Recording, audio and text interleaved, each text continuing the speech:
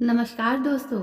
श्री राम का परिवार सिर्फ भाई ही नहीं, बहन बेटियों से भरा पूरा था। कौशल्या की बड़ी पुत्री शांता का पालन उनकी मौसी के घर पर हुआ। एक अन्य पुत्री कुकबी भी पैदा हुई। इसके अलावा लक्ष्मण जी को दो पुत्रों के अलावा तीसरी संतान सोमदा पुत्री हुई। मर्यादा पुरुषोत्तम श्री राम आज्ञाकारी पुत्र ही नहीं, अद्भुत भातृ प्रेम के लिए भी वंदनीय है। मगर क्या उनका परिवार सिर्फ भाइयों तक सीमित था? बिल्कुल नहीं।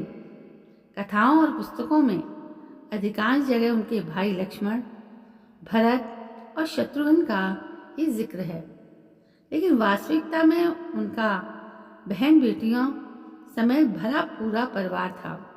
आइए जानते हैं श्री राम के परिवार के बारे में, जिसमें कुछ संभवतः आप पहली बार जानेंगे। बताया जाता है कि राजा दशरथ के 4 पुत्रों के अलावा 2 पुत्रियां भी थीं। इनमें श्री राम की 2 बहनें शांता और कुकबी थीं। ग्रंथों में कुकबी के बारे में अधिक उल्लेख तो नहीं मिलता, लेकिन शांता का कई जगह विस्तृत वर्णन है।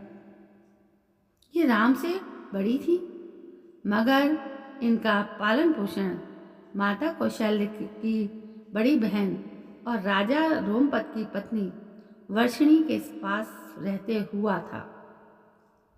बहन शांता का विवाह महर्षि विभांडक के बेटे शृंग ऋषि से हुआ। उन्होंने ही महाराज दशरथ के लिए पुत्रेष्टि यज्ञ किया था, जिसके बाद राम, लक्ष्मण, भरत और शत्रुघ्न पैदा हुए। इनके अलावा दशरथ की दूसरी पत्नी सुमित्रा के पुत्र लक्ष्मण और शत्रुघ्न, कैकेयी के इकलौते पुत्र भरत थे। सीता से विवाह के बाद 2 जुड़वा पुत्र लव और कुश हुए, जबकि लक्ष्मण जी ने राजा जनक के भाई कुशध्वज की पुत्री उर्मिला से विवाह किया था। दोनों को 2 पुत्र अंगद और चंद्रकेतु और सोमदा नामक की पुत्री भी हुई थी। लक्ष्मण की उर्मिला के अलावा जित पद्मा वनमाला नाम की 2 और पत्नियां थीं। तीसरे भाई भारत का विवाद भी जनक के छोटे बेटे कुशध्वज की बेटी मांडवी से हुआ था। भरत के 2 पुत्र तक्ष और पुष्कल हुए। चौथे भाई शत्रुघ्न की पत्नी श्रुतकीर्ति थी और ये मांडवी की सगी बहन थी।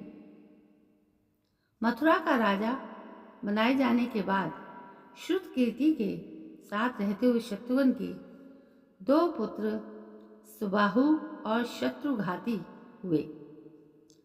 तो दोस्तों, इतनी महत्वपूर्ण जानकारी इस वीडियो के माध्यम से हमें मिली, जो हमने आप तक पहुंचाई। अब आप बताइए कि आपको ये वीडियो कैसा लगा। आया तो होगा पसंद, लेकिन आप जाते जाते मेरे इस चैनल को सब्सक्राइब करते जाएं। और कल फिर मैं हाजिर होती हूँ एक नई जानकारी को लेकर, एक नई कहानी को लेकर। तब तक के लिए जय हिंद, वंदे मातरम।